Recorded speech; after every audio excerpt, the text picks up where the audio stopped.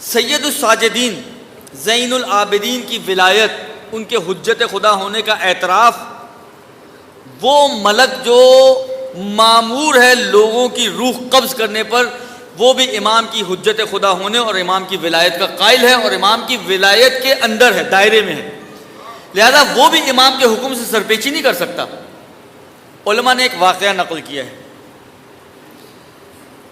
بلخ کا رہنے والا ایک انتہائی مومن اور بزرگ شخصیت، مرد مومن، جو ہر سال حج پہ جایا کرتا تھا، ہر سال مشرف ہوا کرتا تھا حج سے، اور حج کے بعد مدینے آیا کرتا تھا، پیغمبر کی زیارت کیا کرتا تھا اور امام سجاد کی خدمت میں حاضر ہوا کرتا تھا، مولا کو عرض ادب کیا کرتا تھا، مولا کو کے لیے کچھ ہدایہ لے کر آیا کرتا تھا، ہدیے پیش کیا کرتا تھا، جو اس کے سوال و جواب ہوا کرتے تھے مولا کی خدمت میں وہ سوال و جواب پیش کر کے اپنے جواب لے کر پھر مولا کی خدمت سے رخصت ہو کر اپنے شہر چلا جایا کرتا تھا۔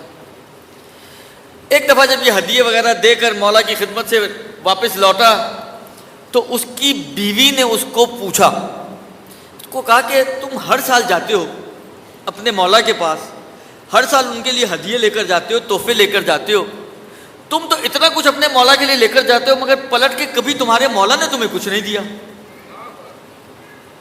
تمہارے مولا نے کبھی تمہیں کچھ نہیں دیا۔ اب یہ جو تانا سنا تو بالآخر تانا تو تانا ہے، دل پہ لگتا ہے۔ اگلا سال پھر ہوا، پھر گیا، پھر اسی سلسلے پہ پہنچا مولا کی خدمت میں۔ یہ حجت خدا ہے، ان کو بتانے کی ضرورت نہیں ہوتی، یہ علم الہی سے سب کچھ جانتے ہیں۔ جب پہنچا الیک سلیک کے بعد مولا نے اس کو کھانے کی دعوت دی کہ چلو کھانا کھاتے ہیں۔ کھانا کھانے کے بعد تشت آیا، پانی کا ایک لوٹا آیا، یہ اٹھا، پانی کا لوٹا لیا اور مولا کے ہاتھ دھلوانے کے لیے آگے بڑھا، کہا تم یہ زحمت کیوں کر رہے ہو، تم تو ہمارے مہمان ہو۔ کہا مولا میں چاہتا ہوں آپ کی کوئی خدمت انجام دوں۔ کہا اچھا۔ ہاتھ دھلوانے شروع کیے، پانی ڈالا، اس واقعے کے مطابق 1/3 تشت اس پانی سے جو امام کے ہاتھ پہ ڈالا تھا پر ہو گیا۔ امام نے پوچھا تشت میں کیا ہے؟ کہا پانی۔ کہا غور سے دیکھو پانی ہے یا یاقوت سرخ ہے؟ اب جو اس نے غور سے دیکھا تو پانی نہیں، یاقوت سرخ تھا۔ دوسری مرتبہ ہاتھ ڈالا، 2/3 پر ہو گیا۔ کہا اب کیا ہے؟ کہا پانی۔ کہا غور سے دیکھو پانی ہے یا زمرد سبز ہے؟ اب جو دیکھا تو زمرد سبز تھا۔ پھر تیسری مرتبہ ہاتھ دھلوایا تو پورا تشت پر ہو گیا۔ کہا اب کیا ہے؟ کہا پانی۔ کہا غور سے دیکھو پانی ہے یا در سفید ہے؟ اب جو دیکھا تو سفید موتی۔ کہا دیکھو میرے پاس کچھ نہیں ہے جو تمہارے ہدیوں کا تحفہ بدل دے سکوں، تم ایک کام کرو، اسی تحفے کو لے جاؤ میری طرف سے، اپنی زوجہ کو دینا اور یہ اس کی خدمت میں دے دینا میری طرف سے، اور اس سے عذر خواہی کرنا۔ دیکھیں یہ ہے سیرت امام۔ اگر آپ کے کسی فعل سے کسی کو اذیت پہنچے تو یہ نہ سوچیں کہ میں کیسے اس سے عذر خواہی کروں۔ بھئی امام سے بڑھ کر اس کائنات میں کون ہو سکتا ہے؟ کوئی ہو سکتا ہے جو امام سے بھی اوپر ہو؟ اور خاص طور پر جب وقت کا امام ہو۔ ایک مرتبہ ہے کہ جی امیر المومنین بھی موجود ہیں، امام حسن مجتبیٰ بھی موجود ہیں، امام حسین بھی موجود ہیں، تو امیر المومنین امام حسن و امام حسین سے اوپر ہیں، بہرحال ابوہما افضلہما، قطعاً افضل ہیں، اوپر بھی ہیں، لیکن وقت ہی امامت کا امام کا ہو، اس کا مطلب ہے کہ ان سے اوپر تو کوئی نہیں ہو سکتا۔ لیکن اس کے باوجود امام کہتے ہیں کہ اس کو میرے اس فعل سے کہ میں نے تمہیں کوئی تحفہ کبھی نہیں دیا، اس کو اذیت ہوئی، اس نے تانا دیا، میری طرف سے اس سے عذر خواہی کرنا۔ پر پشیمان ہوا، سر جھکا لیا، اس کے بعد بہرحال واپس آیا، روداد سفر اپنی زوجہ کو سنائی اور کہا کہ یہ جواہرات میرے مولا نے تمہارے لیے بھجوائے ہیں۔ سجدہ شکر میں گر پڑی اور قسم دی کہ اگلی دفعہ جب جانا تو مجھے ساتھ لے کر جانا۔ اب اگلا سال آیا، اب یہ دونوں چلے۔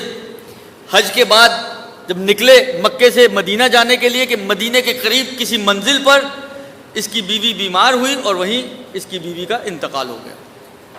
یہ پریشان حال بھاگا بھاگا آیا مولا کی خدمت میں، سلام عرض کیا، مولا کو سارا واقعہ بیان کیا۔ مولا نے 2 رکعت نماز پڑھی، خدا کی بارگاہ میں دعا کی اور اس کے بعد اس شخص کو کہتے ہیں کہ جاؤ تمہاری بیوی بے حکم الہی زندہ ہو چکی ہے، جاؤ تم اس کے پاس پہنچ جاؤ۔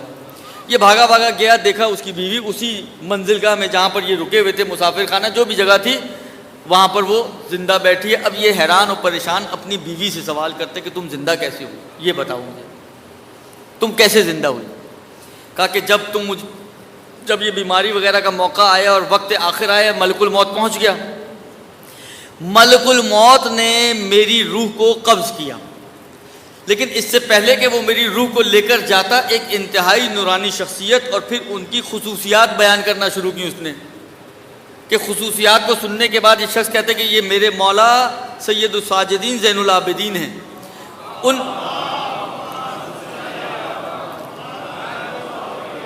ان خصوصیات کی حامل شخص نے آ کر ملک الموت کو یہ حکم دیا کہ اے ملک الموت, اس کی روح کو واپس پلٹا دے. میں نے پروردگار عالم سے اس کے لیے 30 سال کی عمر لی ہے, اور اس کی وجہ یہ کہ یہ ہماری زیارت کے لیے آئی تھی. اس زیارت کی وجہ سے میں نے اس کے لیے 30 سال کی عمر لی ہے. ملک الموت نے کہا یا حجت اللہ. دیکھیے یہ ملک الموت ہے, یہ بھی امام کی حجیت کا قائل ہے, امام کے حجت خدا ہونے کو مانتا ہے, امام کے حکم سے سرپیچی نہیں کرتا. نہیں کہتا کہ مجھے تو خدا نے حکم دیا ہے. کہہ سکتا تھا نا بھئی میں تو خدا کی طرف سے مامور ہوں لوگوں کی روحیں قبض کرنے کے لیے, مجھے تو خدا نے کہا ہے.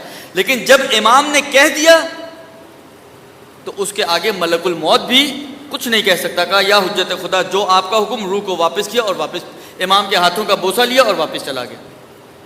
اب یہ شخص اپنی زوجہ کو لے کر مدینے آیا. جیسے ہی امام کی خدمت میں پہنچے, اس نے امام کے چہرے کو دیکھا, ایک مرتبہ امام کے قدموں میں گر پڑی. کہتی ہے قسم سے یہی وہ شخص ہے کہ جس نے مجھے زندگی عطا کی ہے. یہ ہے چوتھا امام, یہ ہے ان کی قدرت و طاقت. کرنے چاہتے چوتھے امام تو بہت سے معجزات میدان کربلا میں دکھا سکتے تھے. امام کی قدرت اور طاقت سے کوئی چیز بعید نہیں ہے.